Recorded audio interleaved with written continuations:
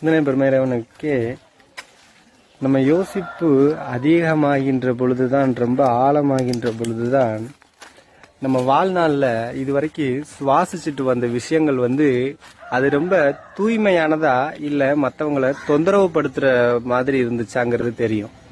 புரியலையா நான் சொல்றேன்? அதாவது நம்மளோட யோசனை இருக்கு இல்லையா, ஒரு விஷயம் நடக்கலைன்னா நடக்கலை, ஒரு விஷயம் கிடைக்கலன்னா கிடைக்கல, ஒரு விஷயம் நம்ம அதை பார்க்க முடியலன்னா பார்க்க முடியல, அப்படி யோசிக்காதீங்க.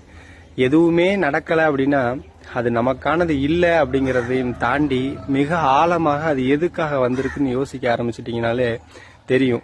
அதே போல ஒரு சில விஷயங்கள் நம்மளை போல தான் மற்றவங்களுக்கும் நினைச்சு நம்ம உள்ளார்ந்து யோசிக்கின்ற பொழுதுதான் தெரியும் நம்மளுடைய பிறப்பு எவ்வளவு தூய்மையானது, நம்ம போகின்ற பாதை, எடுத்த பயணம் எவ்வளவு தெளிவானது என்று அதுவே சொல்லும். போற இடத்தையும் சொல்லிடும்.